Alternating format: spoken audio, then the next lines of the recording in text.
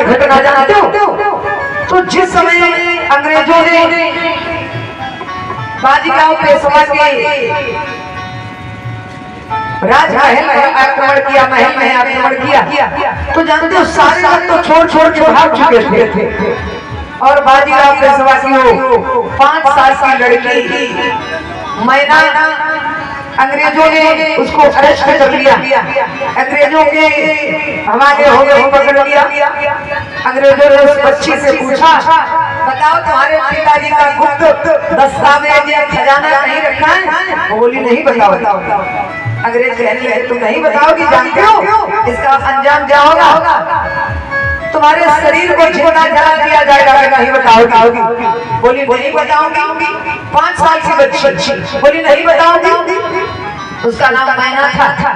अंग्रेज का एक सरदार था हिटलर, उसने कहा जनाब उस मासूम बच्ची को नहीं बताएगी। जानते हो मिट्टी का तेल आया, उसके सर से नीचे तक डाल दिया गया, लंबे बाल थे उसके।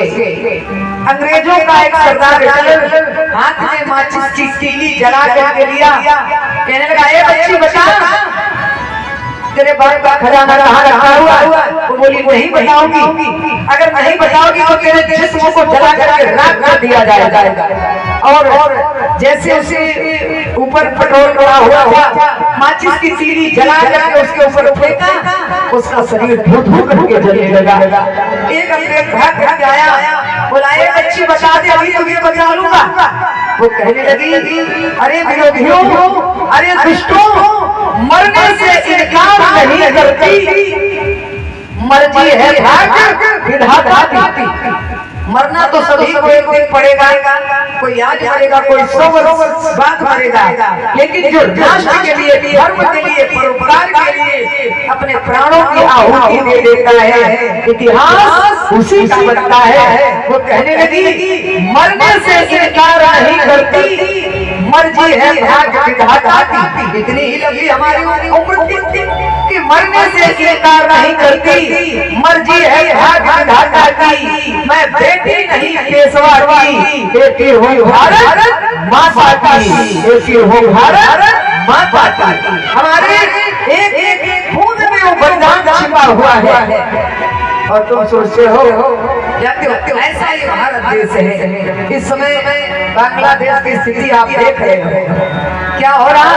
इसलिए हमारा सभी से यही निवेदन है, वहाँ पर ये नहीं देखा गया कि कौन ब्राह्मण का घर है, कौन जाट का घर है, कौन क्षत्रिय का घर है, कौन शूद्र का घर है, कौन चांडाल का घर है। सिर्फ हिंदू के नाते हिंदुओं की क्या स्थिति चल रही है आप देखिए। जिस समय 1972 में बांग्लादेश आजाद हुआ था, वहीं के मुस्लिम एक दाने के लिए तबाह थे। और जब तबाह थे, वहाँ का जो इस्लाम टेम्पल, वहाँ के पुजारियों ने विदेश में जाकर के पेंटिंग किया और वहाँ से धन एकत्रित करके वहाँ के विधर्मियों को भोजन कराया, उनको प्राण जीवन दिया, प्राण रक्षा की। और जिस समय वो समर्थ हुए तो उन्होंने पहला अटैक इस्कॉन टेम्पल पर ही किया था। देखना इतिहास उठा के इस्कॉन टेम्पल पर किया। वहाँ के जो भगवान की बद्रीनाथ की मूर्ति की तोड़ डाली, वहाँ के जो पुजारी को जिंदा जला दिया गया।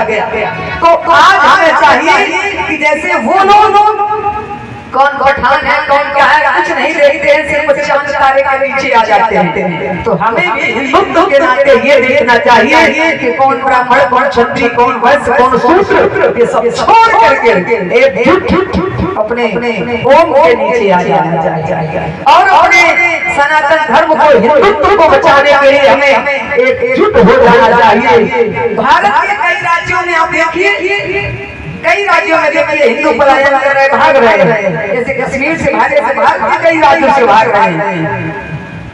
आपके वेस्ट बंगाल में ही देख लीजिए क्या स्थिति चल रही है। तो ऐसा ना हो कि 10 साल बाद हमारी भी यही स्थिति हो। इसलिए हमको सारे बंधन, जाति पात के भेदभाव को छोड़ के एकजुट हो जाना चाहिए और अपने देश की आन बान शान के लिए हमें कुर्बान होना चाहिए। हमें अपने इतिहास को पढ़ना चाहिए। हमारा काम केवल राम राम करने से नहीं चलेगा। जानते हो भगवान श्री राम का इतिहास पढ़ेंगे, एक नारी का विदेशी ने अपराध किया, उसका हरण किया, माता जानकी का हरण रावण ने किया, विदेशी था। एक नारी के लिए भगवान ने 50 किलोमीटर समुद्र पर सेतु बना दिया और पूरा तहस नहस को कर दिया। तो आज मुंबई की घटना आप सुबह पढ़ लीजिए क्या हुआ था, पता होगा हम लोग न्यूज देखते हैं, एक लड़की के साथ स्थिति हुई है। तो ऐसे दरिद्र भी समाज में हैं, तो हमारी इच्छा जहाँ पर ऐसा हो तो उनको तत्काल फांसी की सजा दी जाए। जो मानव के रूप में कोई राक्षस भी समाज में घूम रहे हैं, समाज को एकजुट हो जाना चाहिए। जहाँ ऐसे अपराध हो, जहाँ ऐसी अराजकता फैलती हो, जहाँ इस तरह के जगत पाप वाली मानसिकता पनपने लगे, तो उस अंकुर को हमें जड़ जड़ों से नष्ट कर देना चाहिए और अपने ग्राम की, अपने देश की, अपने धर्म की रक्षा के लिए अगर सब मिटे तो मिट जाना चाहिए। जो दाई से बोलेंगे बोले भारत माता की, भारत माता की, भारत माता की। तो हमें अपने धर्म के प्रति जहाँ ऐसे आयोजन हो, धार्मिक आयोजन हो, तो हमें शस्त्र के साथ शास्त्र भी लेना चाहिए। हाथ में कुछ केवल शस्त्र से काम परशुराम जी तो भगवान का अवतार थे, शस्त्रों के साथ में यानी शास्त्रों के साथ में अस्त्र शस्त्र भी रखते थे। तो हमें भी यही समय आ गया है, हाथ में शस्त्र होना चाहिए और उसके साथ में शास्त्र भी होना चाहिए, तभी हम अपने हिंदुत्व को मजबूत संगठित कर पाए। और अगर हमारा सोचो कि फलाना बिगड़ रहा है, फलाना गांव के लोग उजड़ रहे हैं, हमारा क्या है, तो कल अगर उनका नंबर था तो किसी दिन 10 साल बाद हमारा नंबर भी आ जाएगा। इसलिए हमें आज से ही सचेत हो जाना चाहिए और हमारा सनातन धर्म आगे बढ़ता रहे, इसके लिए हमें विशेष कोशिश करनी चाहिए। बोली बिहारी की। आइए